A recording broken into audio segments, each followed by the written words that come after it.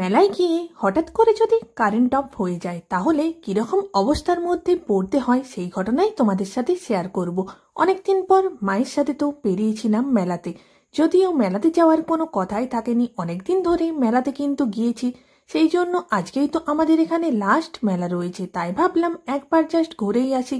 আবার তো জাস্ট একটা বছরের অপেক্ষা, তারপর তো আবারও কিন্তু মেলা আসবে। আর আমরা না অনেক আনন্দ করে বা এই মেলাটাকে কিন্তু কাটাই, কারণ আগে অনেক মেলা হলেও এখন তো বছরে একটাই হয়, সেই জন্যই অনেকটা দীর্ঘ প্রতীক্ষার পর কিন্তু এই মেলাটা আসে। যদিও এবছরে তো শুধু বৃষ্টি আর বৃষ্টির জন্য সেরকম ভাবে তো মেলাতে যাওয়াও হয়নি, বা কোনো দোকানদানিও সেরকম জমজমাটি কিন্তু হয়নি, তবে কিছু কিছু দোকানদানি তো ঘুরে ঘুরে দেখছিলাম। হঠাৎই তো আরম্ভ হলো টিপ টিপ করে বৃষ্টি, প্রচন্ড পরিমাণে কিন্তু মেঘ ডাকতেও আরম্ভ করেছে, তার সাথে হঠাৎই লাইট অফ হয়ে গেল।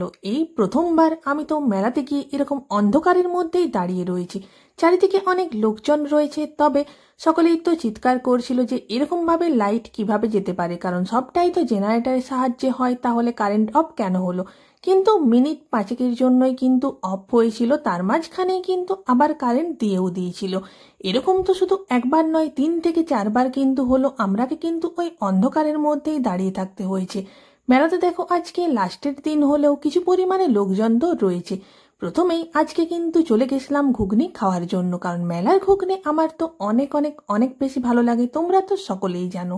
তবে আজকে এই দাদুটার দোকান থেকেই কিন্তু ঘুগনি নিয়ে খেলাম। এতদিন কিন্তু এই দাদুটার দোকান তো দেখিয়েইনি, কারণ বৃষ্টির জন্য অর্ধেক দোকান তো এমনিই কিন্তু বসেনি।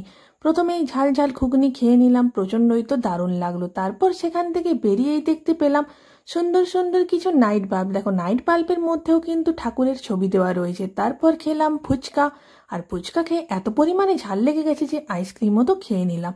তবে কিছু রয়ের দোকানদানি তো এখনই দেখো ফাঁকা হয়ে গেছে, সব দোকানদানি যেন উঠে অন্য কোথাও চলে গেছে।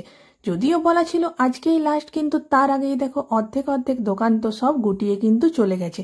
তবে কিছু পরিমাণ তো তখনও অবধি বাগানো চলছে, আর এই বাগানোর মধ্যেই সকলেই তো তাদের শপিং করে নিচ্ছে। আমরাও তো আজকে কিনবো না ভেবেছিলাম, কিন্তু মেলায় গেলে কেনা হবে না সেটা তো একদমই নাই, সেখান থেকে অনেক কিছু তো কেনাকাটা